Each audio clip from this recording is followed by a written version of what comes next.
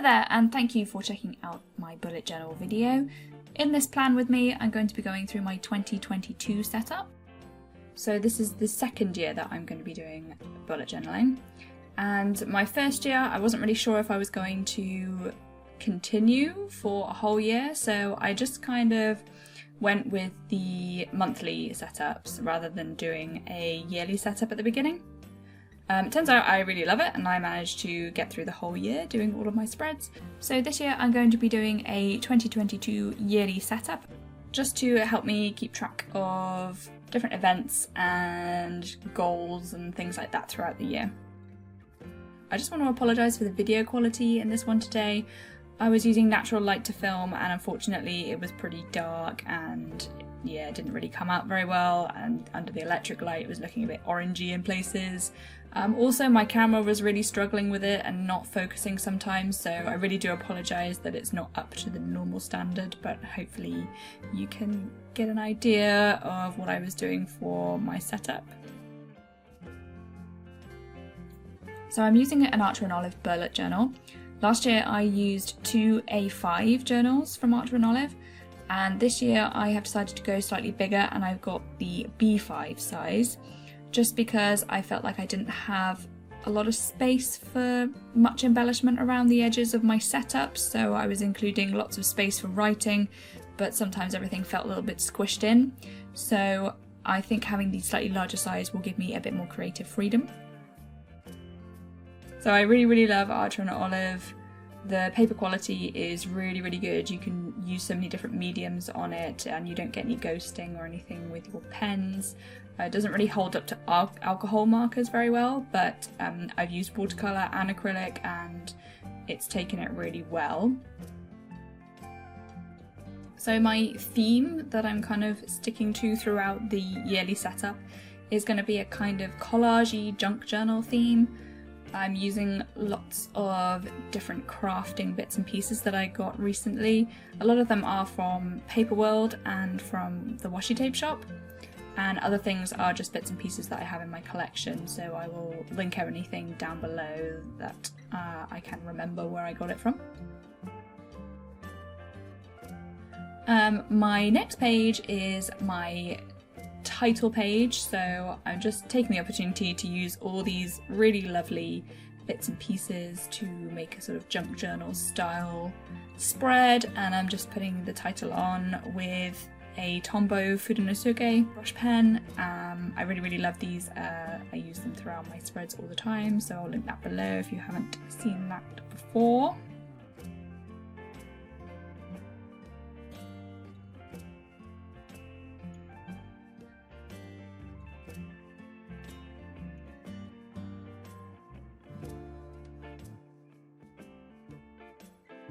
So my next page in is a life log, and I want this page to be really simple and literally pretty much just have exactly what I need. I'm not making any space for any embellishments or decoration really.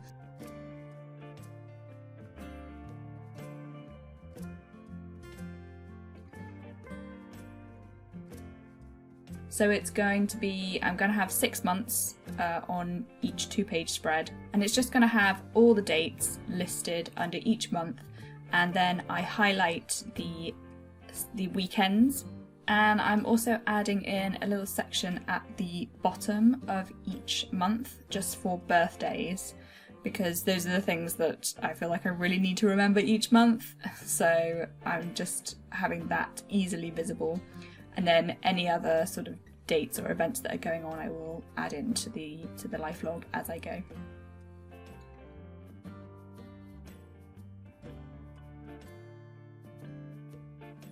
My next pages are social media content planner. So I don't really do too much in the way of planning for social media, but I did think that I would find it helpful to just have a little area to just jot down some notes for what I plan to do for each month. I don't post very frequently on social media.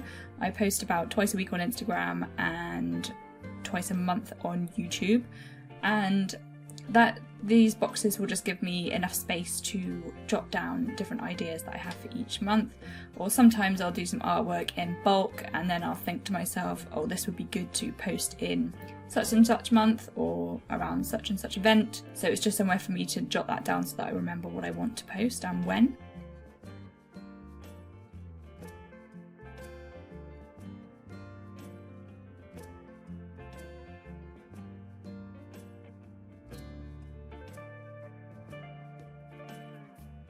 And I'm also adding in just a little notes area and an area to just put down some milestones.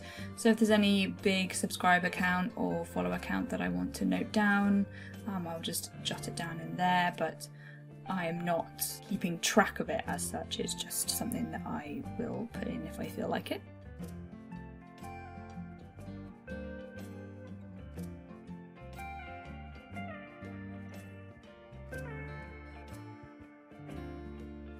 My next page is my 2022 focus page. So I know a lot of people like to have a goals page and set themselves goals for the year, but for me personally, I don't find the term goals that helpful, because sometimes some of the things you want to achieve are kind of outside your control or are dependent on other people.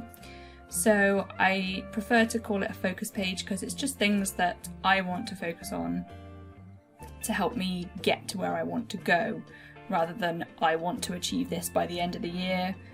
I'll just note down the things that I can do and that I can focus on to help me get me where I want to go. And again, I'm just embellishing this page with lots of different bits and pieces, lots of washi tape and stamps.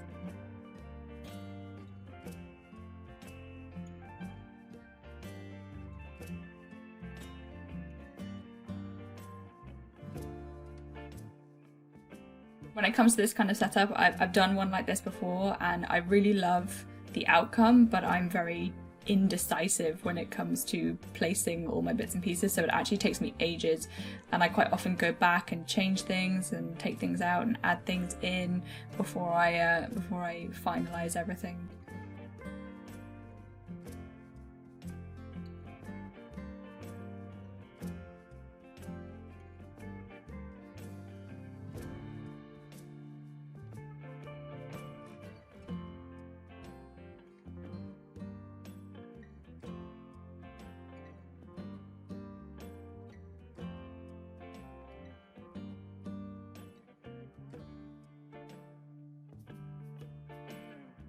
I'm adding in a page for all of my art ideas. You could maybe consider this a brain dump page, but I'm calling it art ideas because something that I've noticed throughout last year was scrolling through Instagram and Pinterest and things like that. I see loads of people's artwork and get really inspired and have an idea of something that I want to do, and then I will forget it the next time I have the opportunity to actually go and do some artwork. So I just wanted an area to jot down things that I want to do, and it will also help me to not get too overwhelmed, because sometimes I just have so many ideas that when I sit down to do artwork I tend to faff around and not really do very much and not really achieve anything because I just don't know where to start. Having an area where I can jot down all these ideas will be really helpful to me.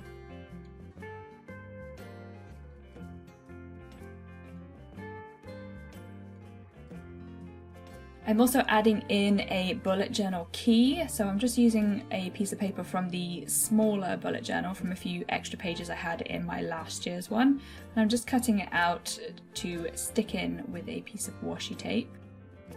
I have never used the proper bullet journal key before, so I'm giving it a go this year. I don't know how I'll get on with it, but we will see.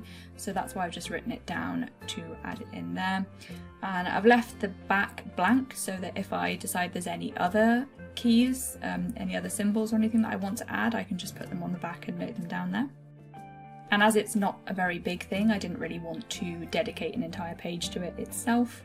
So that's why I decided to do this little stick-in flap.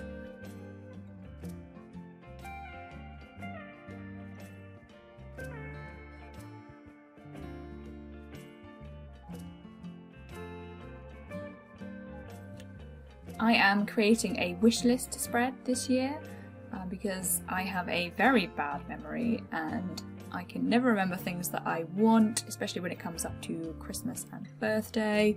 My family always asks me what I want and I never remember, so if I jot them down as soon as I think of them, then hopefully that will help with that. And then there's also things that I might need and I might need to save up for, so I can just jot them down there and get them when I have saved enough money for them. So I'm just leaving a space for the item, the shop or the website that I'm going to get it from, and the price.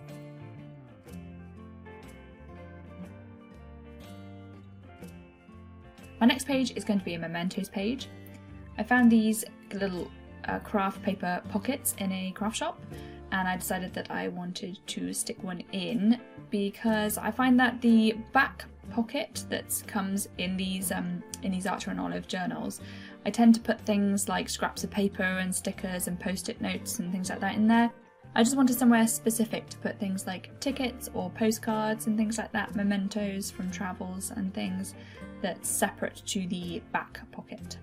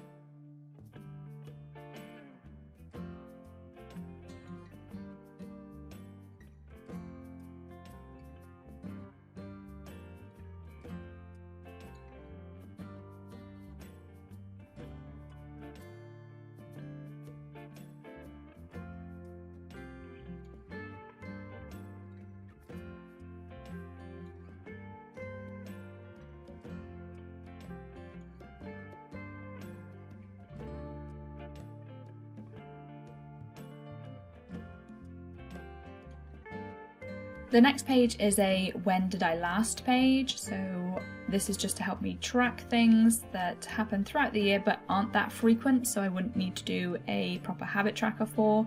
So things like when I last serviced the car or when I last washed the curtains, things that you don't do all the time but you just want to make a note of.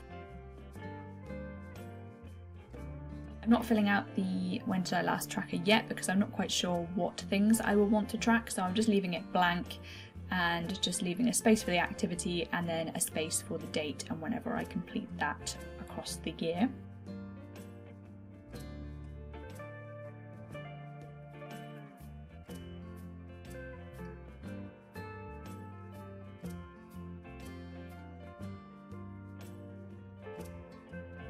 And the last spread I'm doing is a period tracker.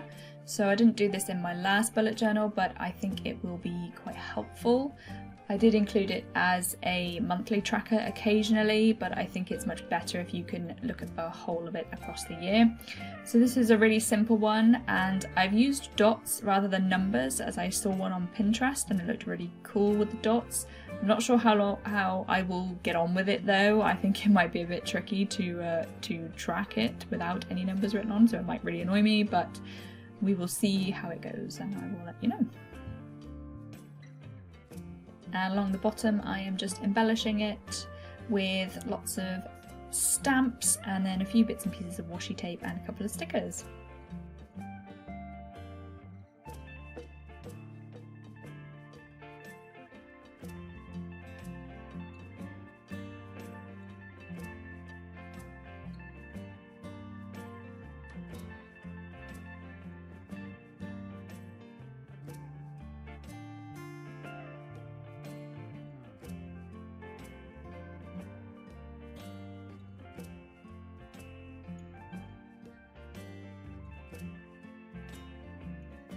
So those are all of the things that I'm including in my 2022 setup. I think these things will be important and useful to me personally.